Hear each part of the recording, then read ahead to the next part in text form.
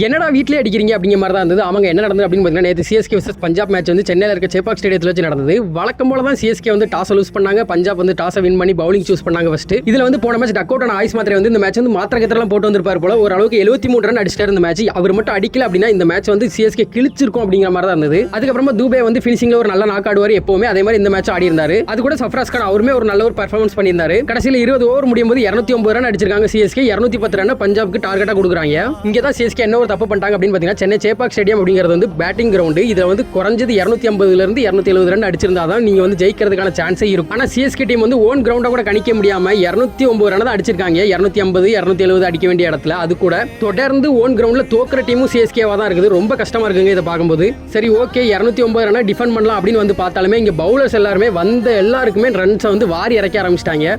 நீ வரியா அடிச்சுட்டு போ, நீ வரியா அடிச்சுட்டு போ, நீ வந்தாலும் அடிச்சுட்டு போ அப்படிங்கிற மாதிரி தான் இருந்தது மேட்ச்ல. இதுல வந்து சிஎஸ்கே டீம் வந்து 2 கேட்ச் மிஸ் பண்ணிட்டாங்க. அது போக ஃபீல்டிங்குமே சரியில்லை. இதுல ஹைலைட் என்ன அப்படின்னு பாத்தீங்கன்னா, சிஎஸ்கே ஃபேன்ஸ் எல்லாம் அடுத்த மேட்ச் வந்து சிஎஸ்கே கம்பேக் கொடுக்கும், அடுத்த மேட்ச் கம்பேக் கொடுக்கும் அப்படின்னு சொல்லி சமாளிச்சுட்டு இருக்காங்க. எத்தனை மேட்ச் தான் சமாளிக்க போறாங்க அப்படிங்கிறதும் தெரியல. பட் இதுல இன்னொரு ட்விஸ்ட் என்ன அப்படின்னு பாத்தீங்கன்னா, சிஎஸ்கே vs ஆர்சிபி மேட்ச் வந்து நாளைக்கு இருக்குது. இதுல வந்து ஆர்சிபி ஒருவேளை ஜெயிச்சிட்டாங்க அப்படின்னா ஆல்ரெடி அவங்க சிரிச்சுக்கிட்டே இருக்காங்க. இந்த மேட்ச் ஜெயிச்சிட்டாங்கன்னா மொத்தமா முடிச்சு விட்டுருவாங்க சிஎஸ்கேவை. ஆனா கடைசியா சிஎஸ்கே வந்து கப் அடிப்பாங்களான்னு கேட்டுட்டு இருந்தவங்களே, சிஎஸ்கே வந்து 200 அடிப்பாங்களா அப்படிங்கிற மாதிரி கேட்க வச்சிட்டீங்களா. நேற்று நடந்த மேட்ச்ல நீங்க என்னெல்லாம் நோட் பண்ணீங்க அப்படிங்கறத கமெண்ட்ல சொல்லுங்க. அது போக இந்த மாதிரி வீடியோஸ் தொடர்ந்து பார்க்கணும் அப்படின்னா நம்ம சேனலை சப்ஸ்கிரைப் பண்ணிக்கோங்க.